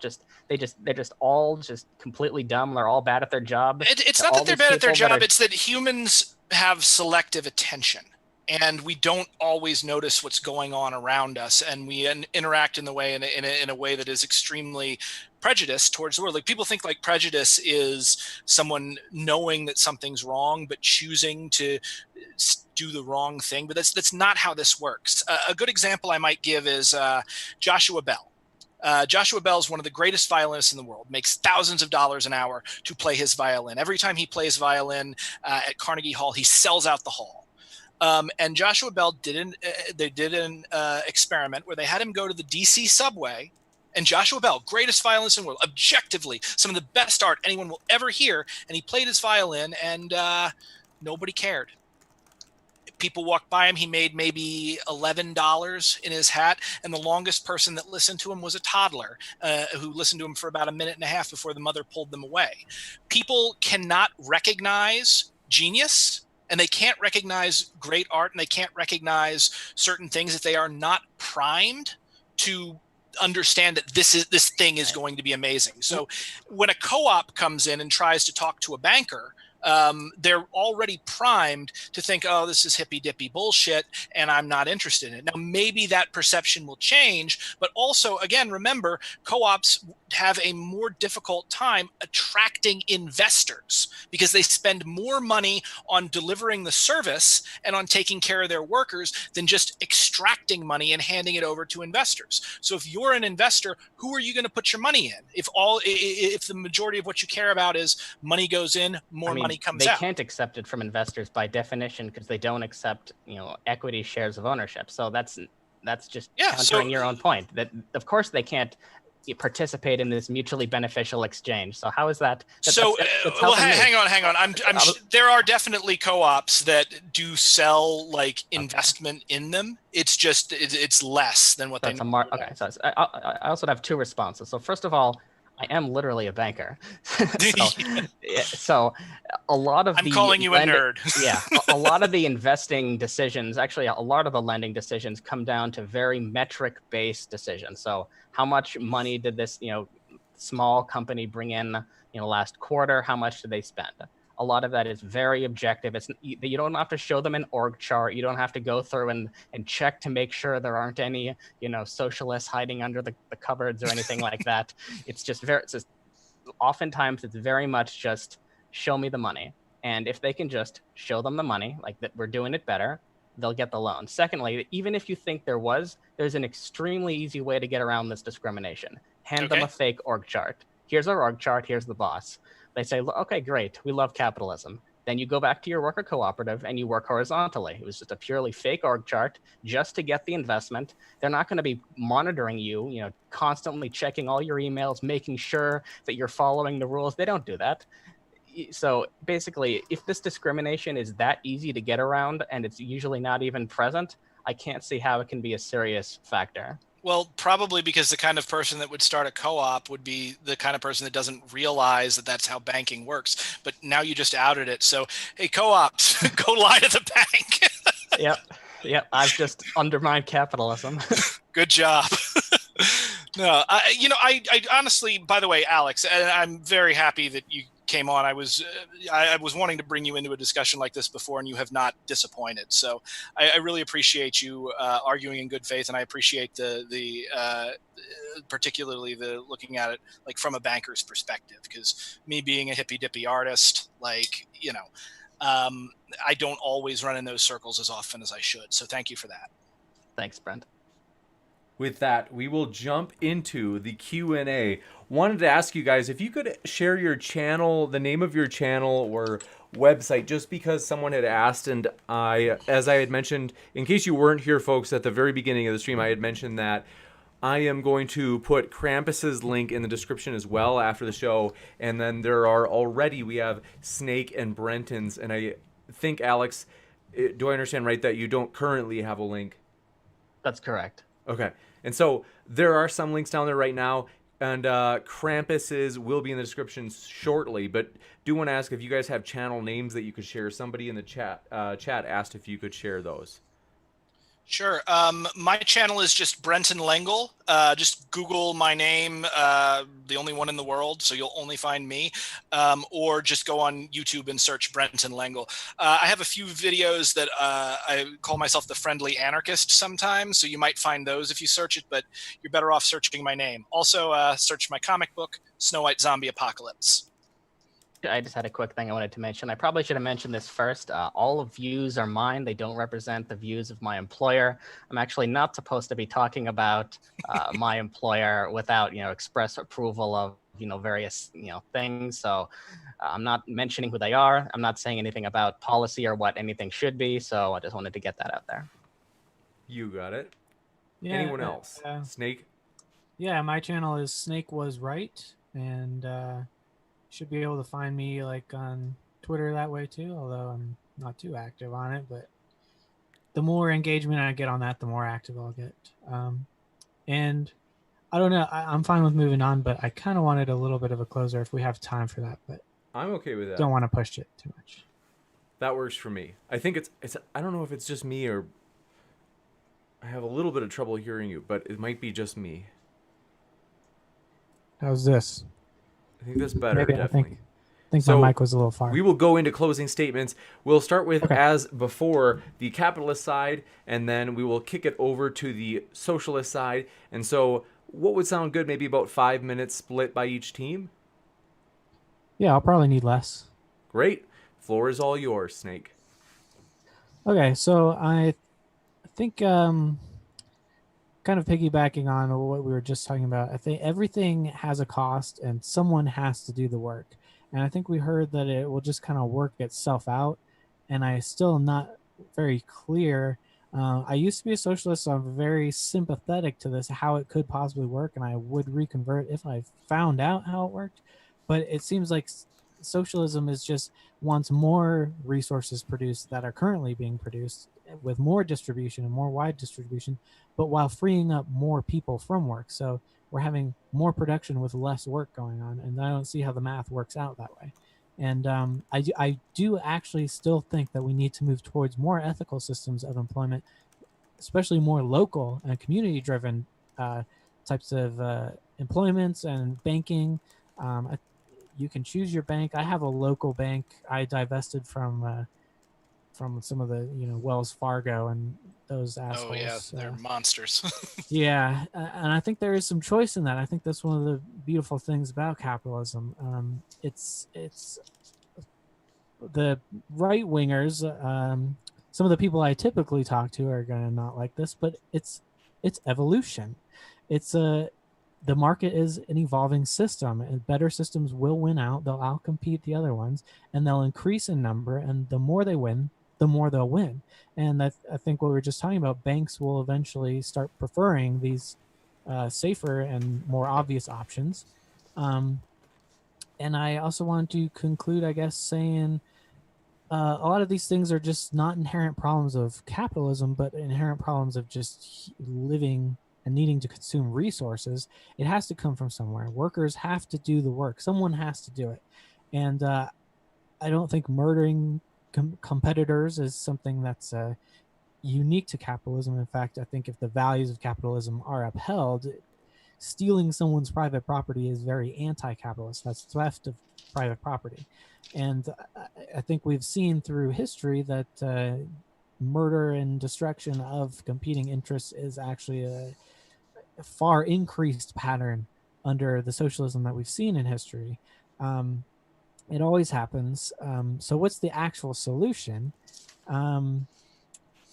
Even in capitalism, homeless individuals do get fed. Actual death by starvation is very rare, even though, hunger is a very human problem. But again, under socialist economies that we've actually seen in motion, hunger is one of the hallmarks of these systems.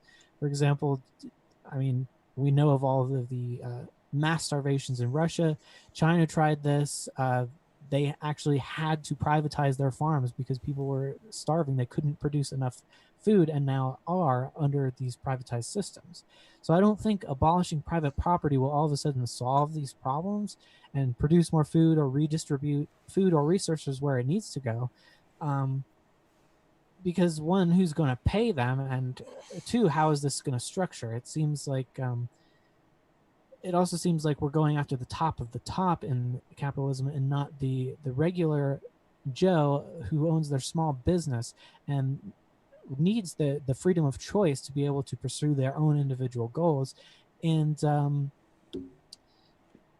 I think that this is one of the things that allows us to pursue socialism from a capitalist perspective, because again, we have this freedom to choose and not need to overthrow the entire country and the way things work just and cross our fingers and hope it doesn't end up like it has before. We can actually compete and do worker-owned co-ops and worker-owned companies right now.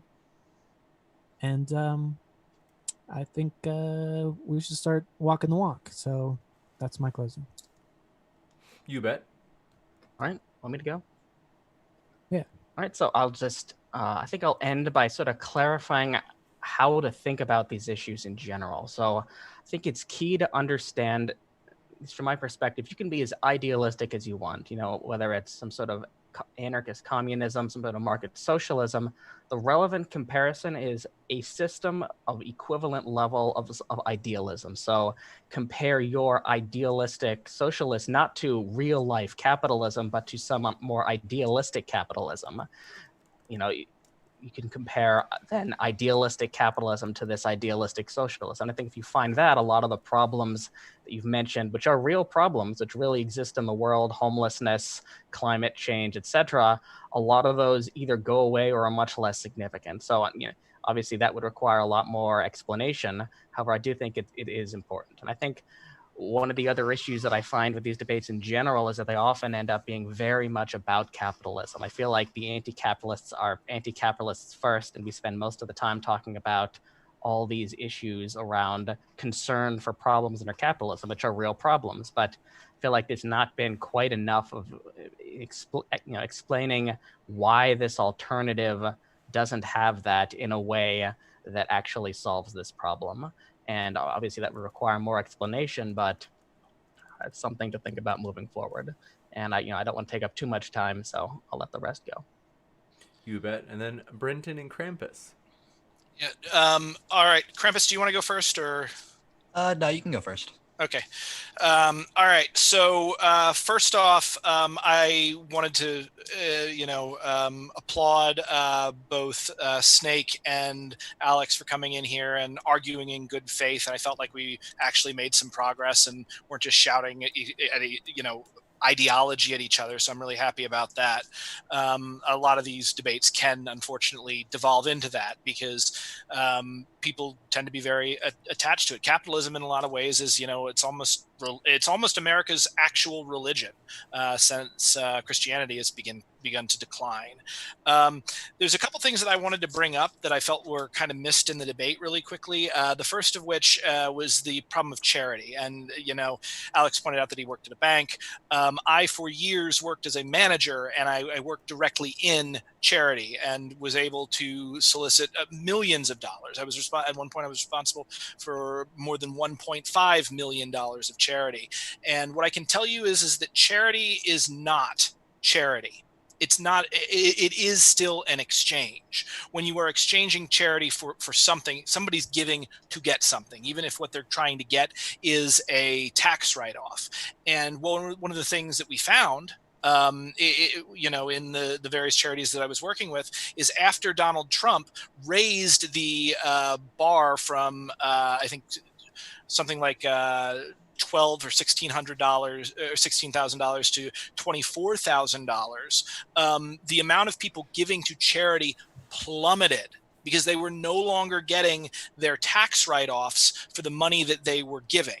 So people don't really give to charity because they want to help or they want to solve a problem. They give to charity because they want to feel good. They give to charity because they want to be seen as a person, as a type of person who gives to charity, or they give to charity because they are seeking something, a closeness to a company. This is how Mayor Bloomberg got his start, is he threw money around at various charities all over New York City until everyone knew who Mayor Bloom or Mr. Bloomberg was because he was giving out all this money. And he did that so that he could become the mayor of New York. And then eventually, he tried to run for president. And there was that incredibly cringy clip of him saying that, he's going to become president and make everyone behave.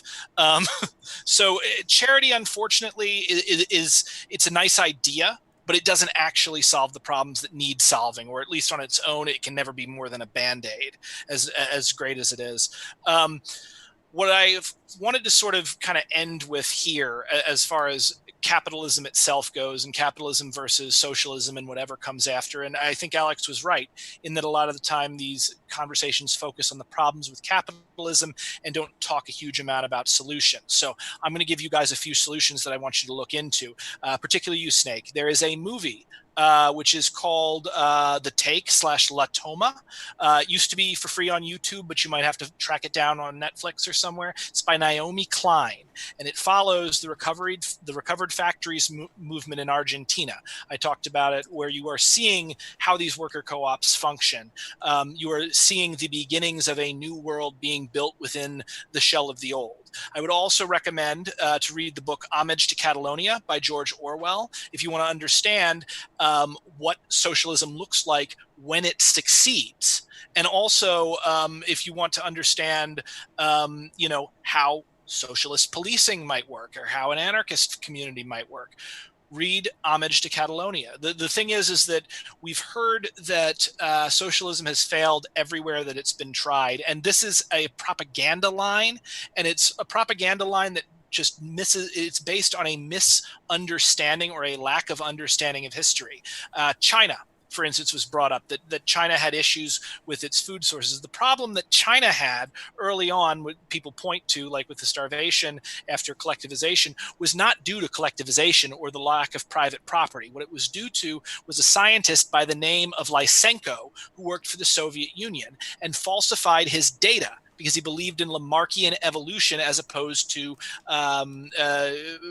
Darwinism. And so he went, and the things that he was saying were very convenient for those in power in the Soviet Union, and they shot him to the top of the thing. Well, as it turned out, his ideas on how to make these crops grow better than they'd ever been were just bad ideas, like planting plants too deep in the ground or planting plants too close together or subjecting them to too much cold. But as a state secret, because the Soviet Union did not want to be embarrassed, they lied and they said he did it. And the Chinese heard that and believed him. And then they went and put into place the system, and it didn't work. But that is not a failure of socialism. If anything, it's a failure of propaganda, and it can be dropped almost directly at the feet of one man who was put into a position he should not be put into. So again, it seems like every time capitalism fails, people find some other reason to talk about it failing. The British East India Company can starve the Indian subcontinent to death for years. They can have the bodies piling up. It can do the same thing to Ireland. It can do the same thing it can start the opium wars in China before finally getting smashed against the mountains of Afghanistan, because Afghanistan is where empires go to die. And no one says, oh, well, that's capitalism. They'll say, well, that was the British East India Company. They'll, at the same time, if a socialist system had done something like that, everybody would drop it at the feet of socialism, because we live in a capitalist society, and it is in our government and industry's best interest that we get horror stories about how everyone else lives. And some of those horror stories are true. Some of them are complete fabrications, and some of them are exaggerations. But I think it's very important that we think critically about what capitalism is. If we think critically about Leopold II's Congo Free State. We can add on some extra time if you'd like to talk as well, Krampus. Yeah, I'm sorry, Krampus. No, yeah, actually, I'd like to give Brenton some of my time. Well, I think I took all of your time there by accident. We can jump into the Q&A, and we do want to again say thanks to our speakers, as this has been an enjoyable Friday night. There's nowhere else I'd rather be. So we will jump into it, and thank you guys. Thank you as well for the questions out there. First, appreciate your question from Matthew Steele, who asked, to everyone, since a completely socialistic or capitalistic system is unrealistic in America today, how should current economic systems be better balanced for the greater good? I suppose we can go from left to right. Maybe if each person has maybe about a minute, starting with Alex, and then Snake, Brenton, and Krampus. Sure, I'd say that's something that's really has to be done on an issue-by-issue basis. Even issues of privatization aren't necessarily clear-cut, and that I think there's a famous quote by Milton Friedman. He said, how should you fix a country? Privatize, privatize, privatize. Later, there were issues when there was privatization occurred, but because there was so much government corruption, it didn't really help, because they just sort of gave it to their cronies instead. And now he sort of amended that to say, my rules would be privatize, privatize, privatize, provided there's rule of law. So the point is that I'd have to go really on an issue-by-issue basis. I think it's not accurate to just try to paint with some broad brush and say, this is exactly what needs to be done. It'd have to go, this issue or that issue. Gotcha. Thanks so much, Snake. Yeah, I think basically my take on it is kind of almost shifting the culture just towards more people respecting property and ownership, but more almost on a focus on avoiding aggressive behavior. So if we have a culture that hates aggression as much as we hate, I don't know, say if we're brought up to hate socialism, if we're brought up to hate aggression, then we're going to start recognizing some of these predatory patterns of that perhaps government and banking allows, like when we bail out the banks when they fail, things like that are inherently anti-capitalist. So I think I'm leaning more towards things like thinking taxation is theft will help us move the culture more towards those kind of things. Gotcha. Thank you. And Brenton? Universal basic income and universal healthcare, universal single payer healthcare. These are the two most important policies that we can do right now that are going to keep this country running. We talked about a lot of like big pie in the sky things and getting rid of currency and eliminating the state. What's really important right now is that people, one, are able to get the care that they need when they need it without being swallowed by debt and burdened by it for the rest of their lives and forced to declare bankruptcy. And we also desperately need to have a baseline of income so that, one, people can actually buy the products that they have, but also, two, so that people have the freedom and the breathing room to move to other places in the country so that we can get people out of the cities as much as possible, because the congestion is one of the big problems that we have with COVID. With fewer people commuting to work in cars and fewer people having long commutes and fewer people being forced to live in smaller and smaller areas, you will see a huge boom in middle America, where people who want to live on their UBI can go and live on their UBI and work on their own projects, and they know that if they get sick, they won't die and that they'll be taken care of. I really think this has been missed by a lot of people, but one of the things that we did by giving employers the ability to basically dictate people's health insurance and people's ability to access care is what we've done is we've squeezed out like all of the small competitors, and it's a huge boon to corporate America because they can pay less. Sorry. Gotcha. Thank you. And then Krampus? Yeah, just normalize worker co-ops, push for UBI and universal basic healthcare, and I just wanted to add universal housing to that too. You got it. We got the houses to do it. Yeah. Thank you. And Michael Dresden, regular troll, says, Brenton is nice. I bet he gets along well with his wife's boyfriend. Very nice. It never gets old. They love to call you a you know what's really funny about this is like I'm polyamorous, so if my wife wanted a boyfriend, I'd be fine with that, but she doesn't.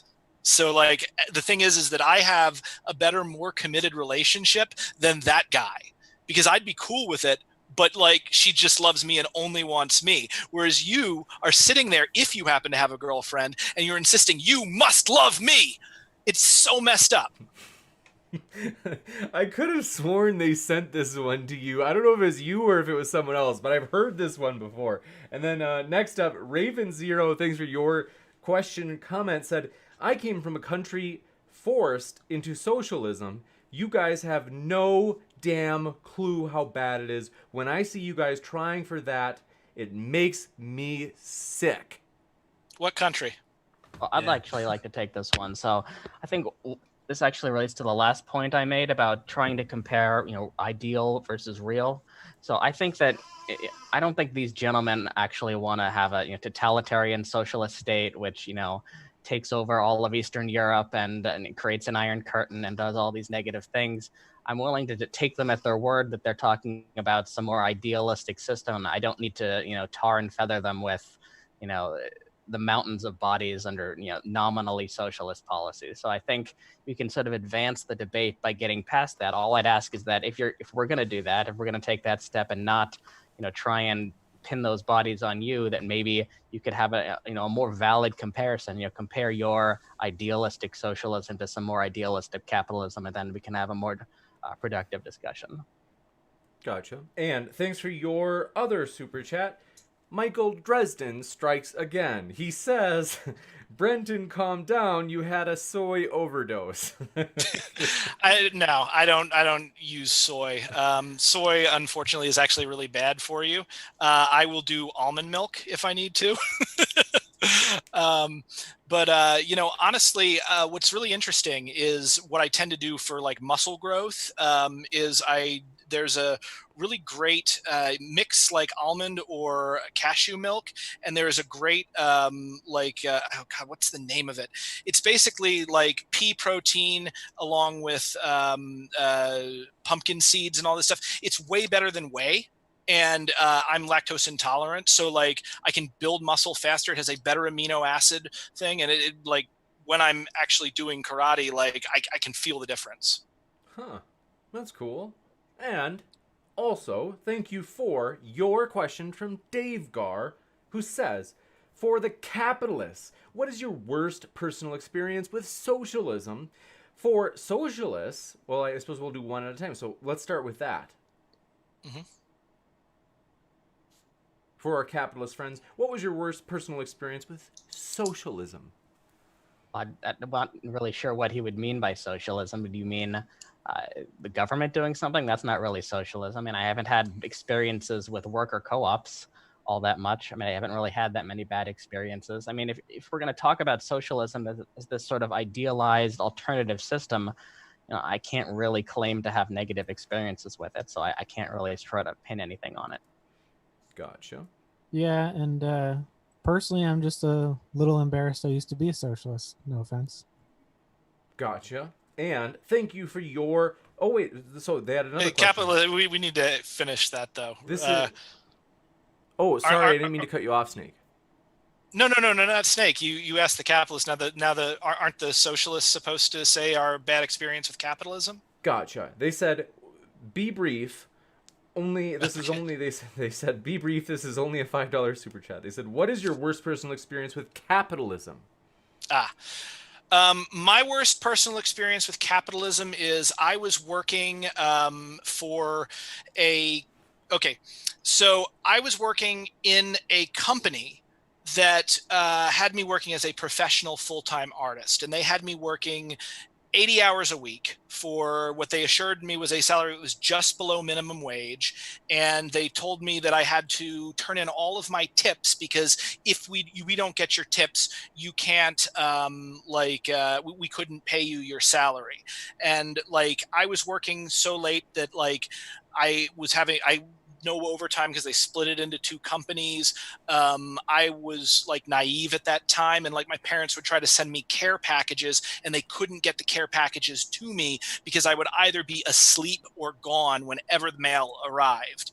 And I watched like the person who ran the company abuse women who worked under him, and like there was a very strong like cult-like thing. It was a bunch of people being I guess exploited for our labor because we all just really wanted to be artists and were willing to do whatever we could to make that happen. Gotcha. It wasn't a 100% bad thing, but yeah, that was my worst experience. That is gruesome. And Krampus, open to you.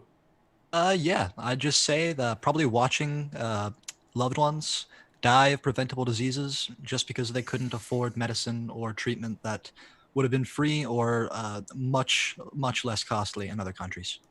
Gotcha. And thank you very much, both of you, all four of you, in fact, for answering that one. Next, appreciate your question from Rodney Fallberg, who said, Snake, I love those sunglasses. Where can I get them?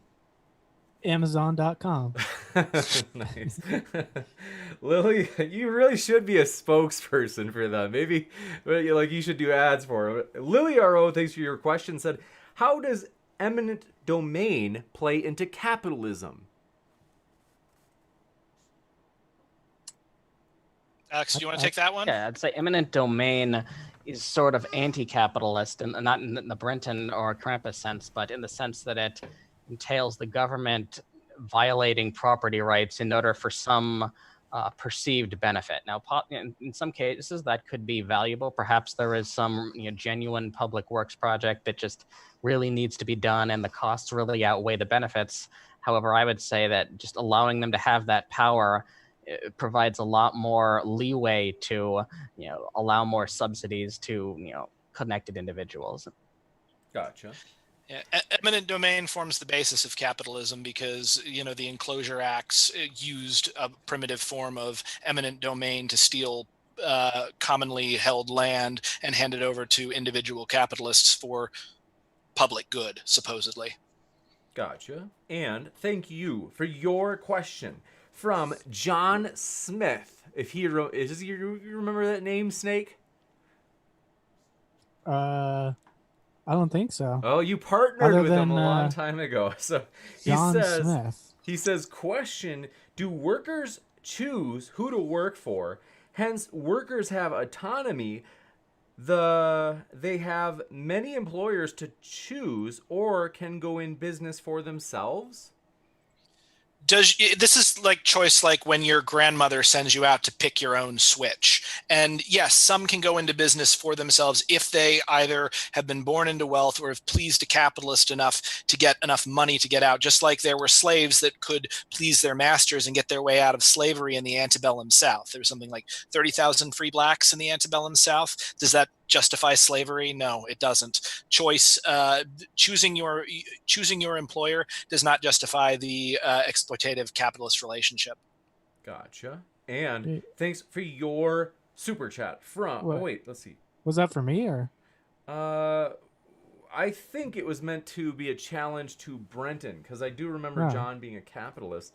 That's the only question. That's the only way I could think. But John, let me know if I've misunderstood that.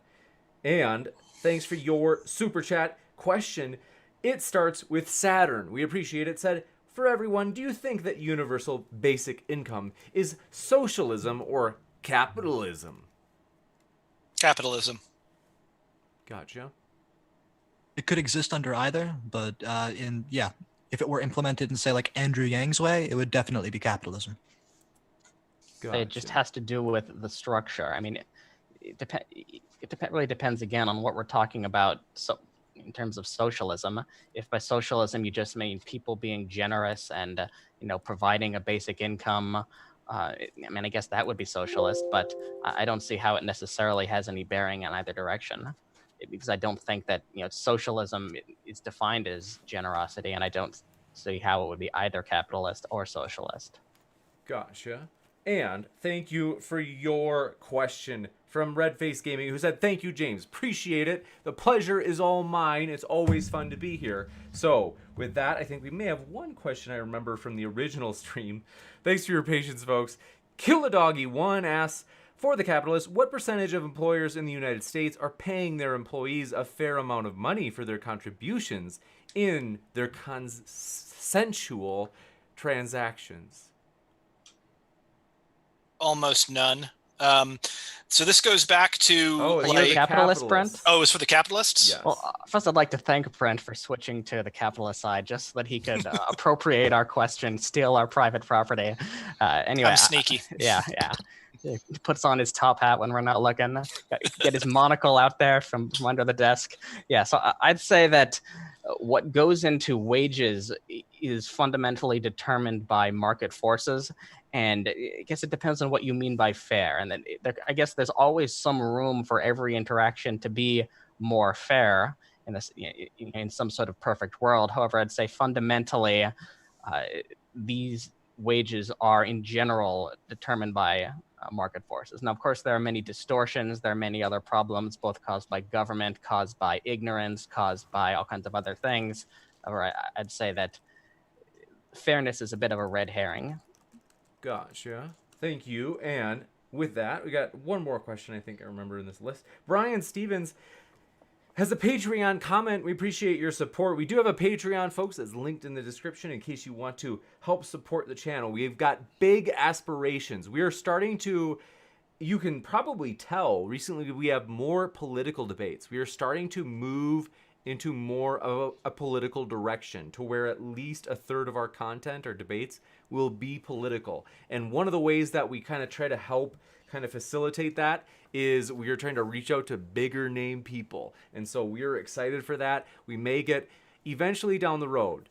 There may be a Brenton versus Jesse Lee Peterson debate. So that could be interesting.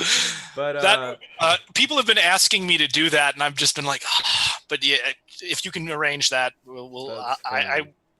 I'll consider it. It's possible. And let's see. Okay, so Brian Stevens, thanks for your question, though, said, I suggest I'm trying to remember how this ties back, because there's two things I'm interpreting that it could be. Said, I suggest we use a bottle cap system.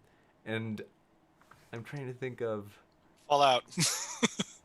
With that, want to say thanks so much for hanging out with us tonight, folks. It's always a pleasure. I have linked the speakers who have links in the description so you can hear more where that came from. And want to say we just really appreciate you folks. We will be back Sunday night as Kay Fellows. She'll be back debating Ray on the topic of, it's a very controversial topic, so keep an eye out on the channel and you'll see.